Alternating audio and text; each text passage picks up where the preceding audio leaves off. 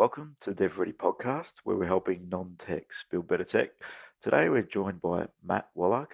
He is from Xsellus. Matt, thanks for joining us. Absolutely, Andrew. Thanks for having me. I appreciate it coming on board and all the way from the US and early morning in Melbourne. So nice little early morning recording for us.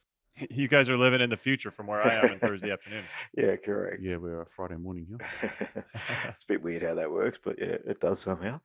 So, Matt, you're obviously been involved around SaaS and speak a lot on this topic, run your own podcast and video content around this area, it's particularly in the selling space.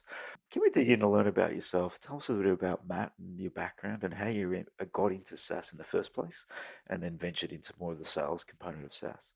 Sure. Yeah. So I've been in SaaS for about 15 years. Got into it. We started a product that we knew was going to take over. It was a physical therapy based software. We were a electronic medical record for physical therapists or Mhm. physios, as they say outside of the US.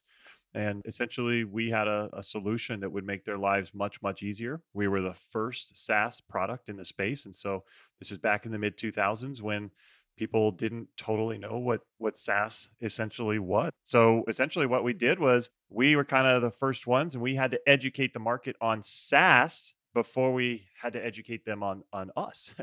It was definitely a new thing and people were curious as to, is this something that I like having my information up on the internet, on the web, in the cloud as they say. So there was definitely a hurdle to overcome. But fortunately, we did overcome it. It took some years for us to figure out what we were doing. Essentially, it was myself who was responsible amongst our team to be able to do the marketing and sales. And I was a little cocky going in and thought I could handle it, but it was really tough early and didn't quite know what I was doing and tripped and fell quite a few times. Once I finally figured it out, I created it as a process. And that process we call the perfect deal process. Once we instituted that, it made everything much, much smoother from a sales perspective. It made Mhm. it so much simpler to be able to get people into our funnel, to be able to move them through and to close deals. So that company actually grew quite big, and we eventually exited for a nice sum. Did it again, and saw the same sort of situation happen. So now that I've done all of that and been through the SaaS grind a few times, now I'm a coach. I help other software founders not have to go through that early stage struggle that I lived through. So I make it really easy for them. I make it simple for them to understand exactly how to market and sell their SaaS products so that they can scale and they can skip those early stage struggles and get right to success much, much quicker. Yeah, brilliant. And it's good to hear from someone that's been through the experience and done it and also exited successfully. And we had a chat the other day and I was quite impressed on your background. So let's dig in just a little bit more on that. Tell us a little bit about it. Would have been very different back then. SaaS 15 years ago wouldn't have been something that was bandied around too much, really. And being the first in the space is always a good thing, but also a challenge. The education that you would have done then compared to walking into markets now where you might have 20, 30, 50 competitors. How have you seen the shift in the landscape of SaaS along the journey as well? Well, it's kind of funny because back then we were one of 30 competitors in our space. But Hmm. like I said, we were the first SaaS product. Ah, get it. So there were plenty of products available for the people in the market, but everything else was, it was a server-based solution and not something that you could get from the cloud. And so really that was our initial push, was trying to educate people that, hey, this is the wave of the future. This is what it should be. It makes it so much simpler. It makes it so much easier. And how is it different from now? Well, it's funny because it's really hard to find any new solution that is server based, any new solution that isn't SaaS. So everything's completely flipped. Whereas we were the first one in the space. Now everything in most spaces is cloud based because of obviously the numerous advantages you have when you're in the cloud. So it has been quite funny watching that evolution happen, but it was definitely a lot of education that we had to put out in the early days to make sure that people understood. Back then, what drew you to that model? What was the light bulb moment that took you down that path, bringing SaaS to that space? Well, that model, I think, we saw early that that was something that really had to be. It was so much easier to develop. It's so much easier to for the end user to access the information, to stay ahead of the curve in terms of the version, everybody on the same version. I mean, the benefits are numerous, but in terms of the education, it really was some effort in our marketing, in our sales. Once they started to talk to us, we really had to get them understanding how important it was to be able to do this, and we had to get them to trust and to believe that everything was safe and secure. Part of the education around that was, hey, this is the same level of encryption as banks. And so all of the banks that are out there online, that's what we're doing here. And for most people, that was what they needed to hear. Okay, great. So you have excellent security. It looks like banks are doing this. Seems like this is what needs to happen. Now, some people would say, well, I don't do online banking. So they back then some people didn't, it was mid 2000s, and we had to kind of say, well, guess what? Even if you don't, your information is there. Mm. So regardless of whether you do it or not, it's still there. Yeah, brilliant. And bring it to now. We're in a very different world and climate right now. In SaaS, there's SaaS everywhere. There's, as I mentioned before, 30, 50, hundreds of competitors in certain spaces. Obviously, sales and marketing is a key and pivotal to any business, but in a market and a climate like this, where consumers are getting thrown SaaS products to do X, Y, Z, and a number of different tools, and I think it's probably software overload, really, and information overload from how many tools there are to do certain specific tasks in very niche sort of categories as well. How do you go through that little landmine with your clients? It's a great question because what you mentioned right there, Andrew, I call software fatigue. A lot of people are just inundated with software tools. And if you go into any business, any industry, they have a whole stack. It's not just, hey, what are you using to help you? It's what's your stack? And oh, we've got these 10, 12, 20 different tools that we're using. And so when somebody else approaches them and says, hey, use my tool and use this, like we already have so many tools. And so this software fatigue is out there in the market, and it's really hard to get a foothold because everybody is so used to being pitched at for some new tool, some new technology that's going to save them so much time or save them so much money. And so it is quite a challenge, Andrew. Now, what we do is we really work on, let's break it down. Let's figure out exactly what that market is living in, what their challenges are, what their struggles are, what their goals are, what are they yearning towards? How do we really understand that person who is our ideal customer profile? And then how do we build product around that? How do we build our marketing messaging around that? How do we pitch to that in the sales process and design everything around that very foundational ICP? Yeah, interesting. Software fatigue. I might pinch that one. I think that's a nice little way to coin that with what we're experiencing. But you mentioned something interesting there. So you're helping and coaching people in the SaaS space from a sales and marketing, but you also mentioned understanding client, understanding their current environment, what's happening in their space, and then designing products. So tell us a bit about that, because would you have clients coming to you with product, or clients coming to you looking to how to tackle into an organization or industry? How do they generally approach you? Well, I get approached by a lot, but I don't take on clients until they have a product and are Hmm. ready to start selling the product. So Okay. a bit later stage than you guys would engage with Hmm. them. But we definitely do talk about how they can improve and get better in their product, in their marketing, in their sales, because it's critical to be able to understand your market, your customers, your potential customers. You've got to have those conversations. I have a podcast as well, SaaS in the Making. You guys know that. Yes. And I had Ashutosh Priyadarshi, who's the CEO of Sansama, on my podcast. And he has built a company to be extremely profitable and doing very well revenue wise with just 5 people.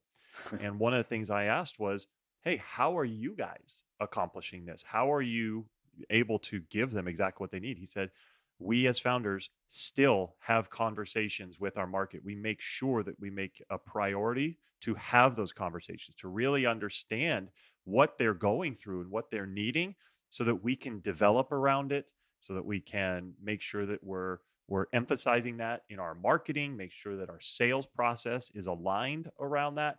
And it was really, confirmational for me to hear that that's how it's done still in the real world. I think building a product is one thing, but in reality, you're building it to solve problems. So some of the things we hear in our world is people just sit behind a corner or behind their desk, build a product for something they perceive could be correct for a market or something they know a little bit about, and then they get a little bit stuck because then they look to sell this Mhm. thing, but they really have no domain expertise or knowledge on how to connect to the consumer. But if you pare it back, you need to really dig in at the consumer level, the customer level, and understand them because in the end, we're actually trying to help them solve some problems and add some value. And that's the reality of what we're doing in business, really.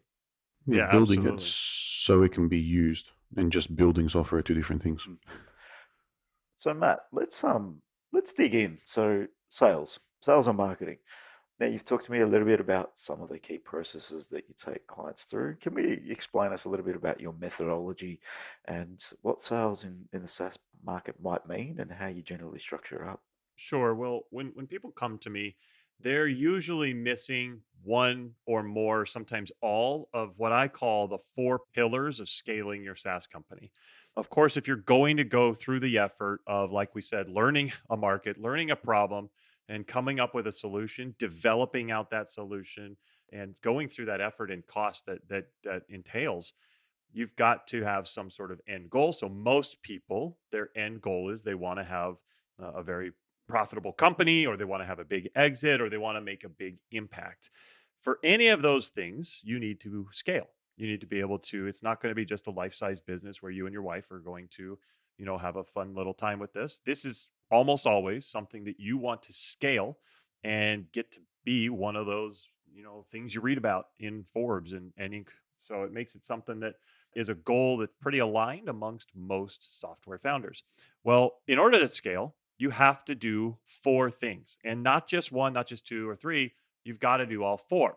Those four things are: first, you need to attract. You need to make sure that you have your perfect ICP, as we talked about, those ideal customers. They need to be aware of you, they need to be interested in you, they need to understand what your product is and what it can do, at least as at a very base foundational level. So attract is the first pillar. Once you've attracted them, you've got the right people. Now you need to engage. So just attracting them is not good enough. You need to engage on some level. Different companies have different ideas of what their goal is for engagement. Some of them want you to go into a free trial. Some of them want you to talk to the sales team.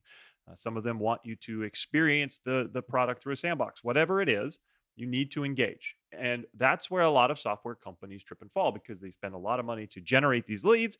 A lot of leads come in, and then they don't know how to engage them, how to move them down the funnel and get them to those next stages. And so a lot fall out, and they only get a few people who actually get engaged and start to move through the process.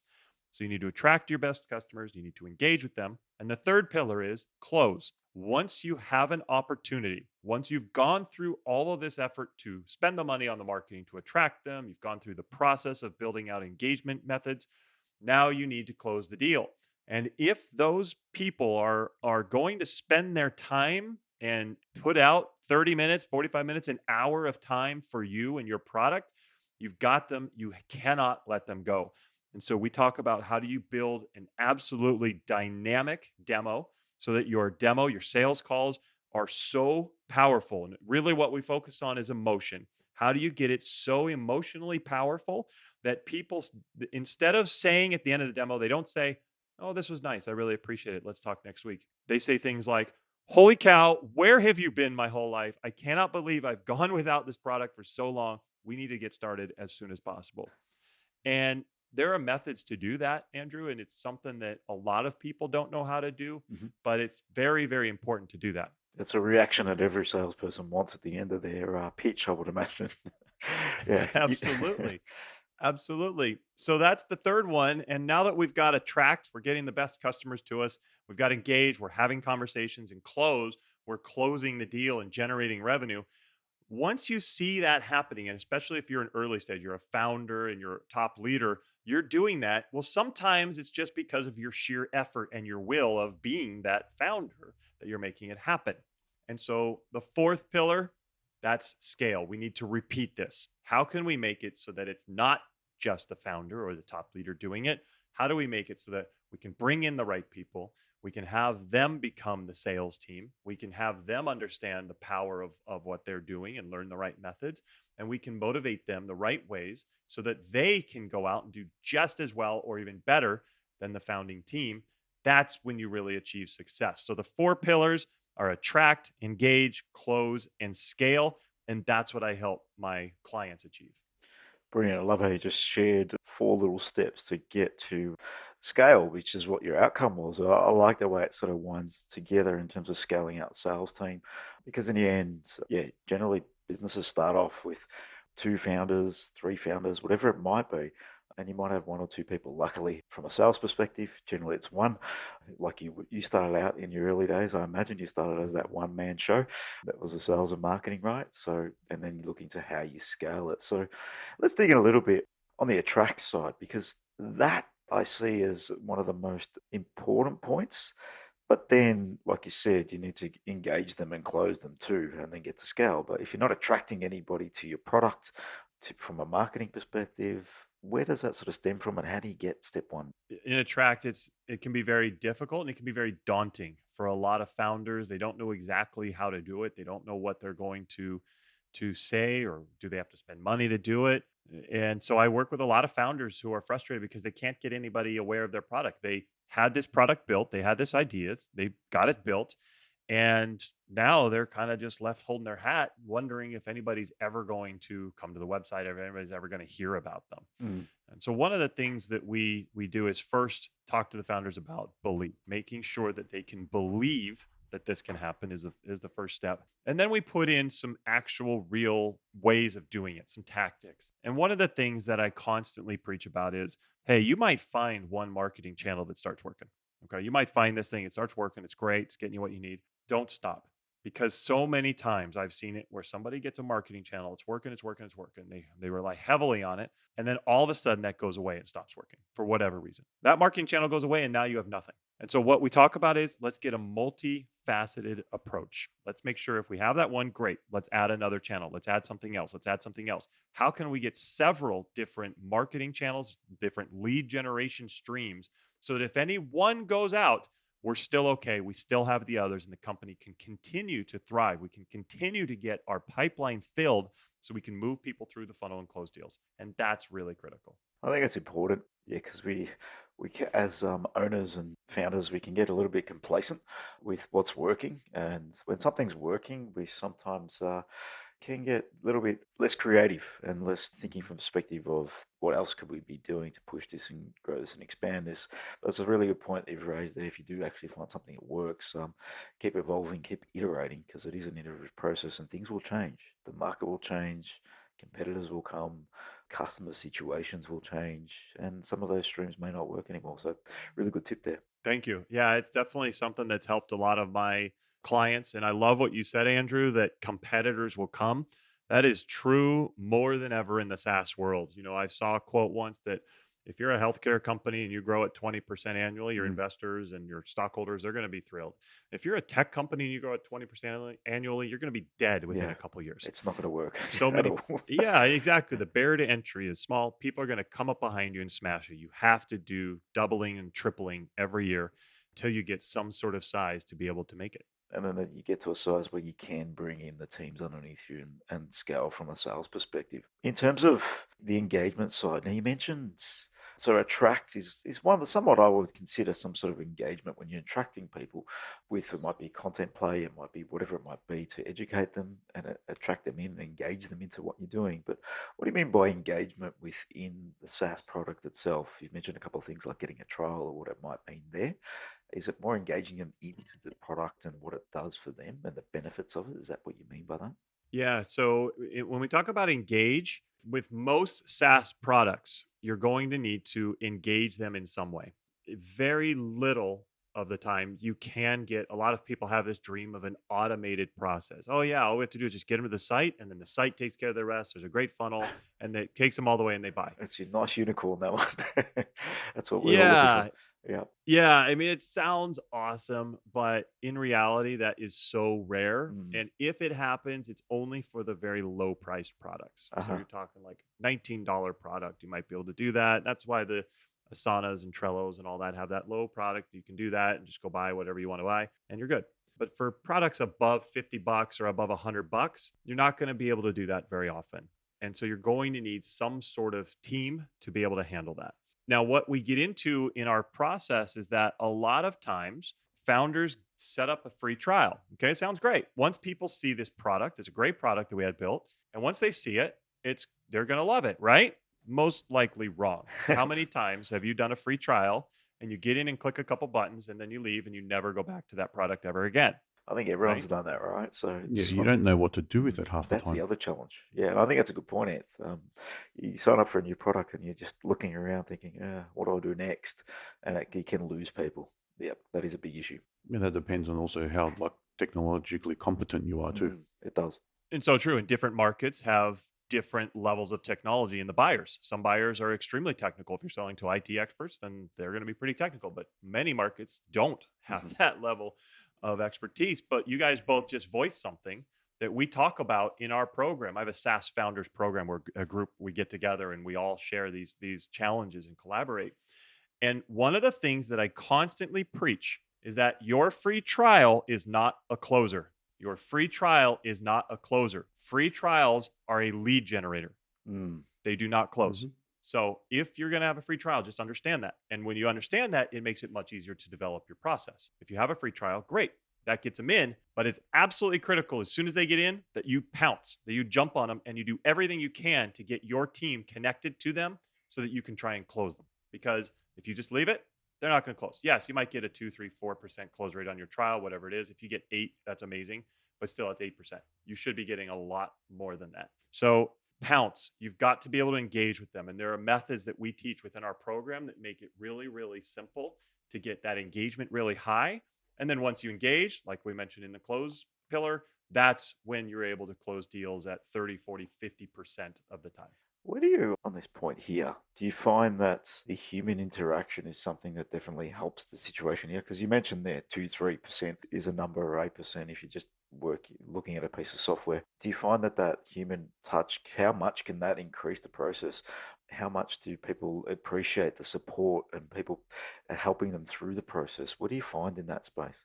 Oh, it's a complete game changer. If you have somebody talking to your customers and your prospects and actually understanding how to manage that sales process and you know the right tools, one of the things we teach within our process is a process within it called the perfect deal process. And it explains exactly how you should handle a sales conversation. And it makes it really easy so you can just plug it in and boom, repeat, repeat, repeat. But to your point, if you're not having people do that, then you're just hoping that they understand the system. You're hoping that they get some sort of value out of it. And then they decide to buy at some point later. Yes, we're sending them emails. Yes, you're trying to engage them. But a huge percentage, usually more than 95% of those people who enter a free trial never close unless you do things right. The other thing that we see is that you do get them into a demo and you've been successful. You're able to connect with them and you demo and they get really excited and really emotional in the demo. You did a great job. And then you send them to a trial after the demo. That is a no-no.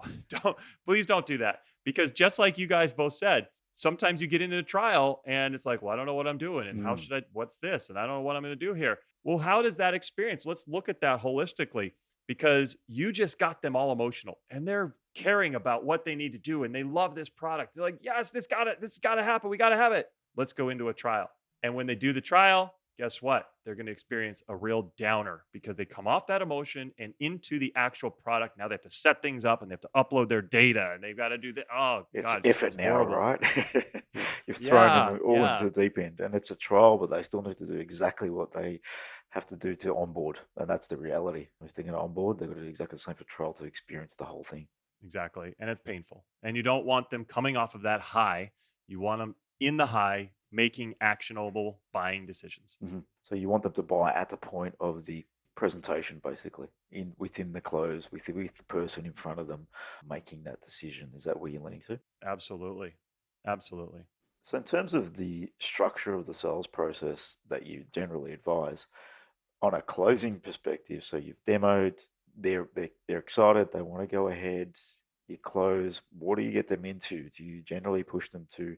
There's different models in sales, right? In SaaS, there's a month to month, there's a annualized sort of payment. Where do you recommend people attempt to close their clients and assist from a cash flow perspective within the business?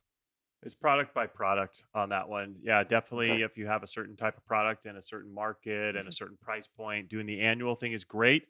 Other products have seen a lot of success with the monthly. Yep. My first product, we actually started annual and Hmm. it was a contract and all this, and it felt, kind of stringy to the prospects, Uh-huh. and we weren't getting a big close rate. So what we said was, you know what, let's get rid of this. No contract, it's month to month. You just pay as you go, because we realized that people loved the product so much. Once they got in, once we trained them, we got them up to speed, they absolutely loved it and nobody left. And so we said, if nobody's leaving, then really what we have is just a barrier up front to getting them in. They're not signing up because of the annual contract, because of the annual payment. Why don't we just get them in? And once they get in, they're just going to stay forever. And so we actually stood tall with our monthly payment, and it worked beautifully. And we were closing at over 60% because there was very little barrier to entry.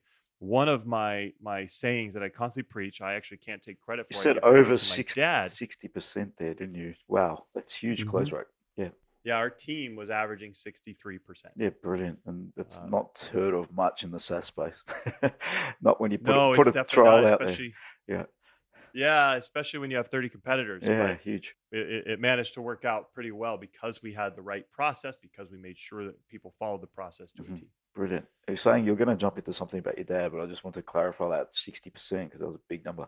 Continue. Thank you. Yeah, no. So yeah, my dad always had a saying, and it's never make it hard to have someone hand you money. Never make it hard for somebody to hand you money. I mean, it sounds basic and obvious, but so many times people kind of forget this and they make it difficult. And oh yeah, you're ready to go? Great. I'm going to send over our 14-page agreement. I just need to have you notarize that, put in your social security number as well. Make sure that everybody on your C level signs it and authorizes it and puts their thumbprint on. Come on. Like, obviously I went overkill there, but we've got to make it super simple Yes, get for it. people to hand you money to get started. That's a good learning, I think, for anyone listening, because we can sort of draw in and look at how do we protect our revenues? Let's lock people in 12-month contracts. And it is a thinking that goes through everyone's mind. It's, yeah, it will be a longer term. That's less risk on us.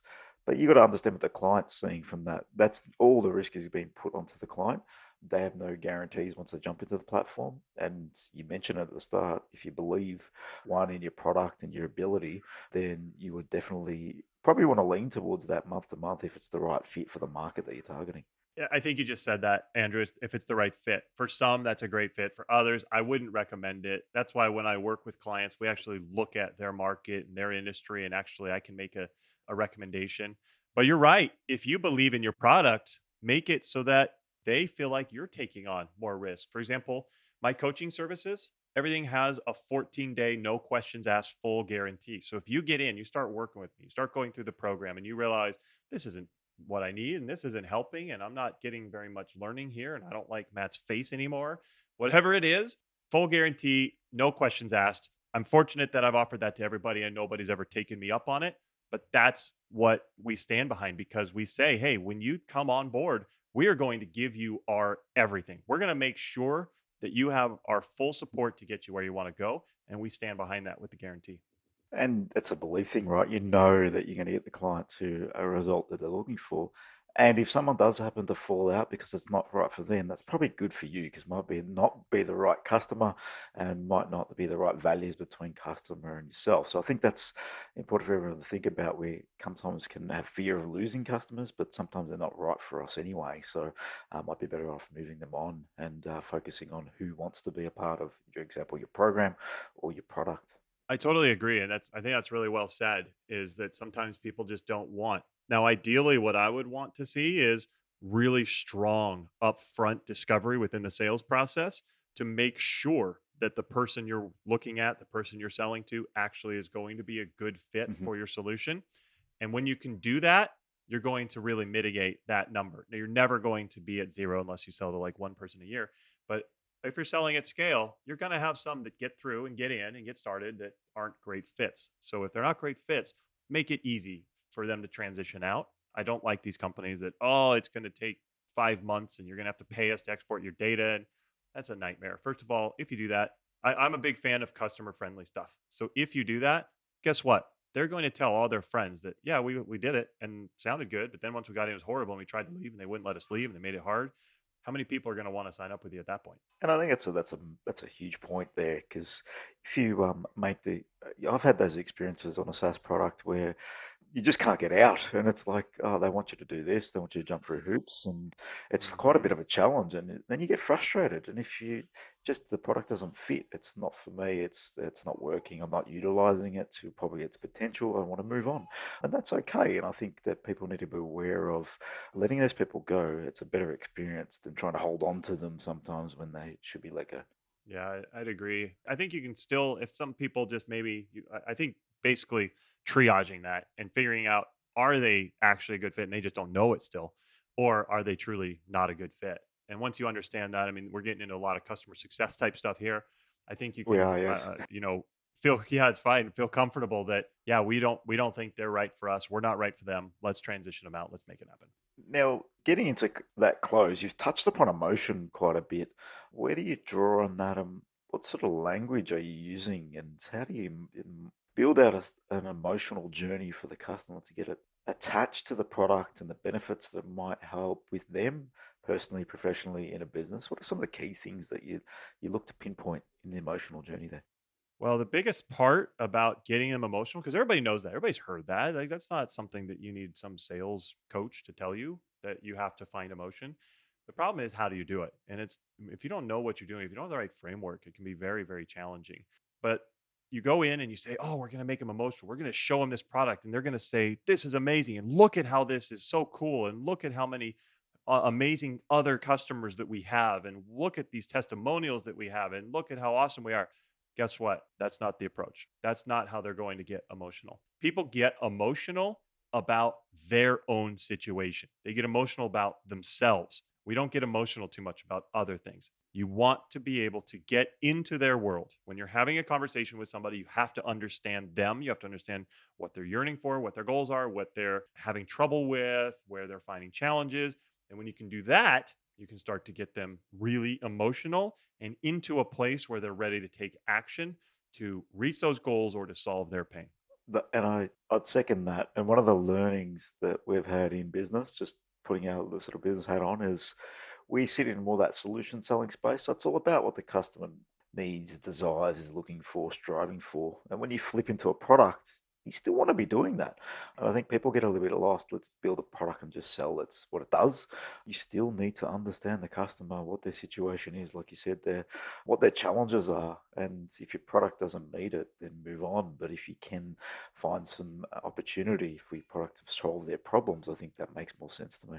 Yeah, I totally agree. And one of my clients, Greg, took this head on. So when he came to me, he was closing at about a 2.9% close rate, which is very, very small. He was about to give up and go back. He said he was going to have to get a real job and give away his amazing product that he developed.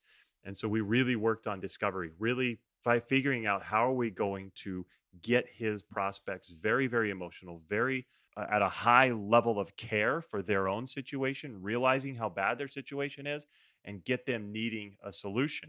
And once he learned the process and started to employ that, he's now closing at over 30%.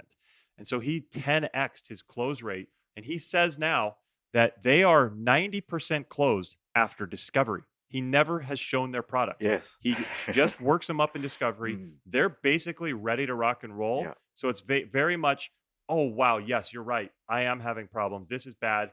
I need a solution. I didn't realize how much I needed a solution, but I Mhm. really do need a solution. Oh, you have a solution? Great, let's go. Let's take it. I think that's what you said there, 90% closed in discovery, and people get an understanding of what that actually means. They're selling themselves. You're building awareness for them in their current situation, which you sort of tapped upon there. And there's nothing more beneficial that I find in a sales process is building awareness about the customer's current situation and helping them through that and getting understanding of how it could get better as well, if they did something about it. So yeah, that makes a lot of sense about closing and discovery to me. I totally agree. I mean, you're right. They do kind of sell themselves. And it's really important to get them to do that because they have to tell themselves that this is going to be the solution for them. But a lot of it is the way you structure your process, the way you build out your process so that they get to that point. Now, the easy part would be scale if I would be incorrect. So the guy that just went from 2% close rate to 30, and if he was doing it his own, He now has a process from a scaling perspective that shouldn't be too difficult to implement other than finding the right people that are passionate about the product and helping the customer. Add some more value to that, but that's my current thinking right now. You're right. Once you have a process, once you've developed this framework, that scale piece is so much easier. A lot of founders come to me when they've got the attract, they've got the engage, they're even closing a bit, but they don't know how to scale because it's just them. And they're like, well, I've been doing it. And like I mentioned earlier, if you're the founder, like a lot of it is you just have that sheer will and you've got the historical knowledge of what you've built over the years, and it makes it a bit easier for you. But without a process and an exact way to do everything in every step, if you go try and bring somebody else and say, hey, do the same, they're going to fall flat on their face. And I have so many founders come to me that say that they cannot get past themselves as the salesperson. It's a really big challenge. And so we really do work on that scale. Now, it's a bit more than just here's the process, go, because you're right. You said it's as long as you find the right person. That's not always easy. Hiring salespeople in many ways can be very, very difficult. I've had salespeople who were fantastic at other jobs and come to ours, and it's a totally different deal, and they fall on their face, and it doesn't work out. Salespeople can be awesome at one spot and terrible at another. You might think of a sports player who was great at one team and bad on another team. Same situation. And so there are certain ways that you can vet salespeople to see if they're the best. What I have heard is hire 3, fire 2. Okay, that's kind of the mantra in sales. 3, 5, 2, love it. Brilliant. Which sounds harsh, Yes. but it's that's kind of what some people do. So it's a testing process, right? Oh, in the end, you never know. Sales is a very results-driven exercise, right? There's only about the numbers, and nothing else lies. There's no grey area in this. So You can't hide no, anything. you can't hide behind a wall. So yeah, high 3, fire 2. I love it. Brilliant. Is the biggest challenge, Matt, for most people in this process then when they're like in that founder space, separating themselves from the process because they're normally the face? Yeah, it is for sure, Anthony. It's a great point because they've gone through this, and usually by the time they get to that point, they're at least 1 or 2 years in. They've been building this thing out. They've been working on setting it up and getting the first 3 pillars: attract, engage, and close rocking. So they're so used to being a part of it that one, it's hard for themselves personally to step out of it because they become very attached to it. But secondly, they don't know exactly how to take themselves out because a lot of their spiel and their scripting might be all about what they did to set everything up, and bringing somebody else in new and fresh, it becomes a different situation, different story. So you're absolutely right, Anthony. It can be very difficult to pull themselves out of it. I think we've gone through a bit Oh, of that. you learn as you go, and yeah, I think in our business, yes, same sort of thing. So how do you separate yourself out of it? It's always an interesting one. It's probably the last piece that can fall. You can separate yourself out of, but you do know the process, and maybe some help from someone like yourself, Matt, just to guide you through how to structure it in a way where it's not all about you in the sales process. I got a point that you raised. It's an example for us is sharing the story about the podcast and how we put it together and how we come up with the idea and how we met some clients along the journey. But it's not the same story if you bring someone else to talk about it. So it's a fair point what you just said. Yeah, and one of the biggest challenges there, and this is why business is so hard, honestly, is there's definitely a perfect middle ground. Okay. And I may not say perfect, maybe that's not the right way to put it, but there's the right way to do it is right in the middle because I've seen both ends of that spectrum. What I mean is this. So when a founder brings in somebody new to do their sales, and they're going to take over sales for them, one of 2 bad things could happen. One is they think this is the salesperson, so they're going to be good. I hired an experienced salesperson, and they don't put any of their oversight into it. And they just say, okay, go, you do it. And that salesperson goes off, and maybe they don't have the right method, or maybe they're not the right person, and they go off and do very poorly, and it goes badly. There was not enough oversight. The other thing is the other way. The pendulum goes all the way to the other side. Is the founder is all over them, looking over their shoulder, making sure they're doing this and this, and they don't give them the opportunity to be able to stand on their own. And so essentially the founder is their crutch, meaning anytime that they have a question, anytime they have a challenge, they just go to the founder and the founder closes the deal. I was just talking to one last week where they said they can't get out of it because the sales team keeps bringing them in and asking them to do this and this. I'm saying, do you do it every time? And he says, yes. I'm like, there you go. That's why they So ask. you cannot be their crutch. I think it's a fair point. So how do you find that balance? Because that could be a challenge for a number of people, because there is one or the other. Generally, people will go down thinking you've hired someone and yep, they'll take it. Or how do you get the balance where you're not the crutch, but you're also not just letting them run on their own devices? Well, there's the rub, isn't it? Like it's not it's definitely a It challenge, would be. but if you have the right process, it's all about making sure you set the parameters, making sure that they're following the process, but then also giving them a bit of reins so that they can go off and run it themselves. And so there is definitely a fine line there, and it's not easy. I'm not going to say it is. But that's definitely something we work on as our coach and client relationship is making sure that they're getting that just right. Not brilliant, Matt. In terms of sales, and marketing, it is clearly one of the most important things to any business. You can have the best product in the world. If you don't know how to sell or market it, no one's going to find it, especially if you plug it online in the SaaS world. It's going to clearly get lost. You can sometimes have the Hmm. not the greatest product in the world, but if you know how to market it and sell it, you can lead the industry. We've all seen that before with different products Hmm. along the journey. So to summarize your experience in sales, if you were to go back to Matt that started out in that SaaS experience 15 years ago, what's a couple of things you'd mention to Matt to say, focus here, focus your attention here, because this will drive you forward at a quicker rate? It's a great question, Andrew. And actually, it's funny you bring that up because it's something that I did. So, when I got out of my last SaaS system and decided to become a coach and help others do what I had done, I said that. I said, "Well, what do I even do? Like how do I tell people and how do I design a program for these people?" And I said, "Well, wait, you were these people. So, why don't you just go back to thinking about yourself 15 years ago and you know you had some early struggle, so, what would you tell yourself that would help you get past that initial roadblock and hurdles that you had to go through?" And so I designed my SaaS founders program. I have a program specifically for software founders where they can learn all of these four pillars to scaling as well as the perfect deal process. And it makes it really easy. So I kind of packaged it up.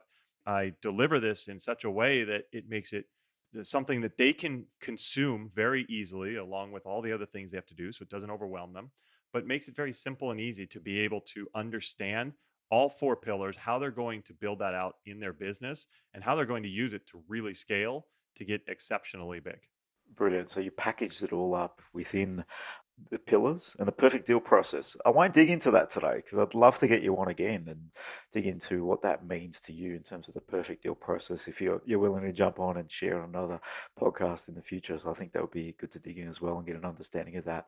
Perfect. We'd be happy to. Yeah, it's definitely a fun thing that revolutionized my world, got me into a place of extreme freedom because of what it can deliver sales Mhm. wise, and what it's done for countless other companies that I've coached and consulted, and made their lives much easier in terms of generating a lot more revenue and being able to grow their company. So happy to. No, fantastic, Matt. Now, tell us about how people can find out about you, your courses, your education, and some people in SaaS. That's definitely an area that we are speaking to, and people listening today that might be struggling with sales and this sort of area. How do they reach out to you and get in contact?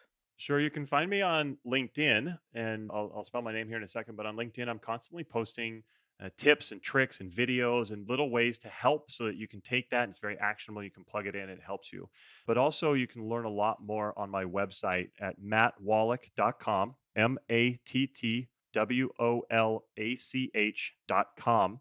And if you go there, I've got some things that you can download. I have a SaaS scorecard where if you download that, you'll actually be able to track all the key metrics that you should be tracking within your SaaS, and have a free training that goes along with it. So it'll actually tell you how to improve each metric and what numbers you need to get to if you really want to start seeing the kind of scale that you might want to get to, and if you want investors coming to you.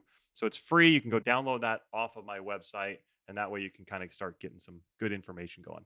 Oh, brilliant, Matt. We'll share that out when we share out the post as well, point people in that direction. So, really appreciate you taking the time to jump on the DevReady podcast and share all your knowledge about sales in the space of SaaS. So, thank you for your time. Absolutely, Andrew and Anthony. It's been great talking with you guys. Cheers, Matt. Yeah, thanks, Matt.